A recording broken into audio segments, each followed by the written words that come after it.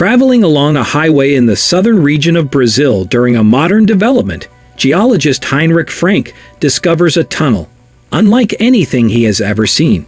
Once he is confident that the tunnel is not the result of a natural phenomenon, he returns for a closer look and finds something incredible hiding in plain sight. Hey everyone, and welcome to our channel. In this video, we will talk about massive tunnels in Brazil that were dug up by ancient creatures. So stay with us till the end. Number 1. Mysterious tunnels. There are strange caves like the one Frank found all over Brazil. For a long time, people thought they were carved out of the rock by early humans, but the massive size of the tunnels and the scary claw marks on their walls point to a much stranger explanation. Researchers from all over the country have tried to solve the mystery once and for all by climbing into these mysterious holes and writing down what they find. What they've discovered gives a fascinating look into the prehistoric world. Frank wasn't the first Brazilian to find a strange hole in the ground like this, with a size and shape that don't make sense.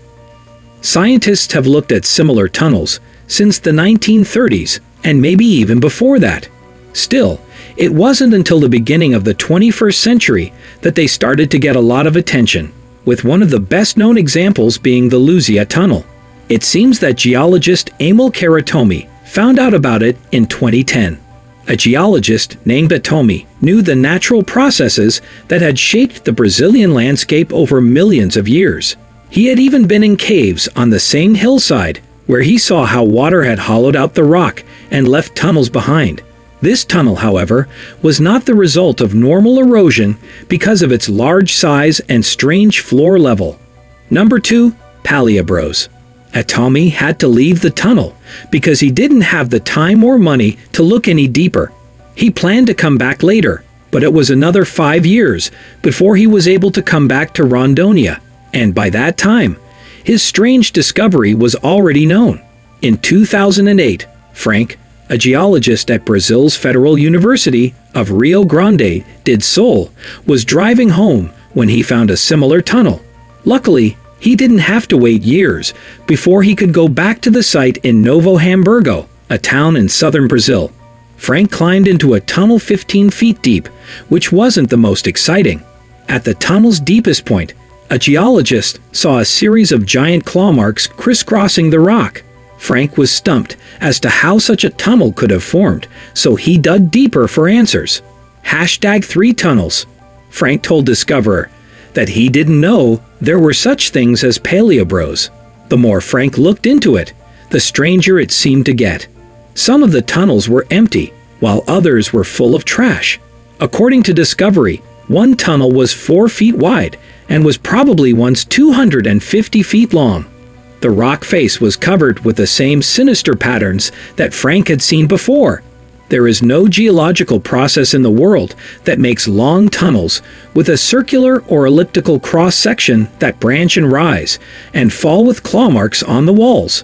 In 2015, he discovered that the strange tunnel he'd seen on the hillside was also a paleobros. It was the only one found in the Amazon so far, and it was one of the biggest ones ever found. According to Discovery magazine, the burrows were a network of tunnels with a combined length of about 2,000 feet, and the shafts were up to 6 feet high and 5 feet wide in some places. Experts estimate that around 4,000 tons of material was moved through the burrow. According to reports, the top of the tunnel is as tall as several stories. This network is so complicated that it was once thought that it must have been made by hand. For a long time, people believed that the Zuckling people, who lived in Santa Catarina, built the tunnels. However, experts have come to realize that the formations are much older. Some estimates say they were made at least 12,000 years ago. Number 4. Giant ground sloths. Frank thinks that the more extensive tunnels were made by giant ground sloths, a megafauna that went extinct at the end of the last ice age. They could grow to be as big as a modern-day African elephant could, grow up to 20 feet long, and weigh almost 9,000 pounds. They first appeared in South America more than 30 million years ago. The giant ground sloths eventually moved to North America as well. Usually, These herbivores lived in forested areas where they ate grasses and shrubs. When food was scarce on the ground, the animals could stand on their hind legs and get food from high up. At first, the giant ground sloths thrived on both continents, but then the Ice Age came and turned large parts of the planet into the tundra. When the Earth warmed again, these enormous animals couldn't survive, so they went extinct. Some academics say that small groups of giant ground sloths survived the Ice Age for several thousand years, but most scientists agree that the animals died out about 12,000 years ago and that we only know about them from fossils. However, experts now think these huge clawed mammals may have left their mark differently. Frank says that several types of giant ground sloths could have made the paleobarros of Brazil. However, this isn't the only theory that's been put forward to explain the strange ancient tunnels that cross the Amazon region. Documenting the paleobarros of Brazil has become something of an obsession for Frank. He's found around 1,500 of them in Rio Grande do Sul alone, and when he's not in the field, he searches Google for photos that might show examples of the phenomenon that haven't been seen before. According to Discoverer, the formations are most common in Rio Grande do Sul and Santa Catarina in the south of the country. Still, just across the border in Uruguay, they're rarely seen. There are several possible reasons why we don't have them here, McDonald told Discoverers.